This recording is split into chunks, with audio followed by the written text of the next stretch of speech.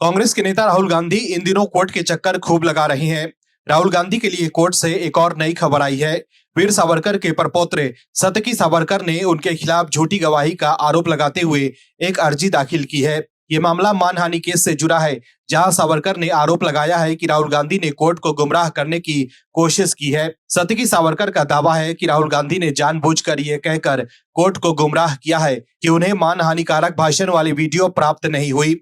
सावरकर ने कोर्ट में इस बात के सबूत पेश किए हैं कि राहुल गांधी के वकील ने पहले वीडियो मिलने की बात स्वीकार की थी। वहीं सतकी सावरकर के वकील ने बताया है कि 29 जुलाई 2025 को राहुल गांधी ने एक 15 पन्नों का लिखित बयान दिया था। इसमें उन्होंने ये मानने से इनकार कर दिया कि उन्हें वीडियो मिला है जिसमें वीर सावरकर के बारे में कथित मानहानिकारक भाषण है। सतकी सावरकर का आरोप है कि राहुल गांधी का ये दावा झूठा है और उन्होंने जानबूझकर कोर्ट को गुमराह करने की कोशिश की है। याचिका में यह भी कहा गया है कि राहुल ने झूठे रिकॉर्ड बनाने की कोशिश की ताकि वे जवाबदेही से बच सकें। सावरकर ने कोर्ट से इस मामले को गंभीरता से लेने की अपील की है। वहीं इससे कुछ दिन पहले 30 जुलाई 2025 को राहुल गांधी ने भी पुणे की अदालत में एक याचिका दायर की थी।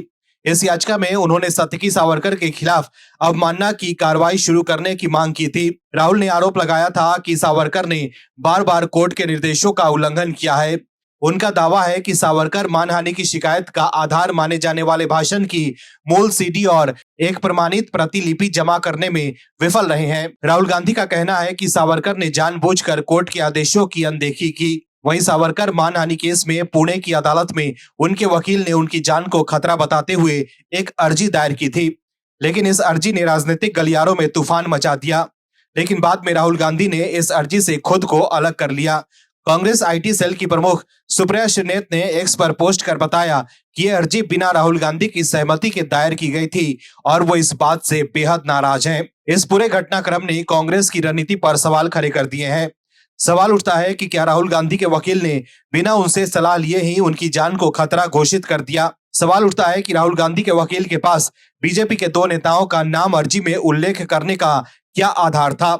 ऐसा मुश्किल है कि बिना राहुल गांधी या कांग्रेस पार्टी के रणनीतिकारों के परामर्श या सहमति के उनके वकील ने उनके नाम से उनकी जान को खतरे की अर्जी दायर कर दी हो। एक और तर्क राहुल गांधी के खिलाफ जाता है।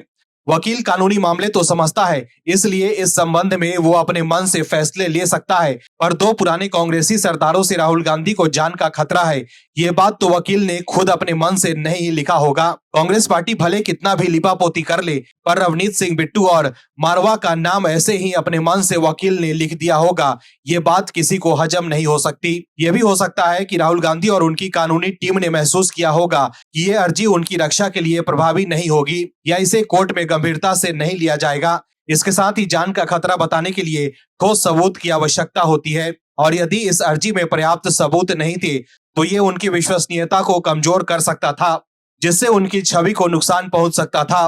राहुल गांधी की ओर से पुणे कोर्ट में दायर की गई उस अर्जी को वापस लेना, जिसमें उन्होंने अपनी जान को खतरा बताया था, कई सवाल खड़े करता है। इसमें कोई 2 राय नहीं हो सकती है कि नेता अपनी जान को खतरा बताकर आम जनता के बीच विक्टिम कार्ड खेलते रहे हैं। अगर कुछ लोग इसमें कांग्रेस का कोई गेम प्लान देख रहे हैं तो इसमें हैरानी नहीं होनी चाहिए। हो सकता है कि पार्टी ने आम लोगों की हमदर्दी हासिल करने के लिए इस तरह की कोशिश की हो, लेकिन कांग्रेस के अंदर आंतरिक तालमेल की जबरदस्त कमी के चलते प्लान इंप्लीमेंट न हो पाया हो। राहुल गांधी की ओर से वकील की कार्रवाई पर आपत्ति और अर्जी वापसी का फैसला इस ओर इशारा करता है कि पार्टी एकजुट रणनीति पर काम नहीं कर रही है। इससे यह भी साफ हो गया है कि कांग्रेस में कोई काम सिस्टमैटिक ढंग से नहीं हो रहा है। एक छोटी सी बात पर भी पार्टी इतनी उधेड़-बुन में रहती है और हर बात पर पार्टी बैकफुट पर आ जाती है। Bureau report OMH news. आप दर्शकों से विनम्र निवेदन है कि चैनल को सब्सक्राइब जरूर करें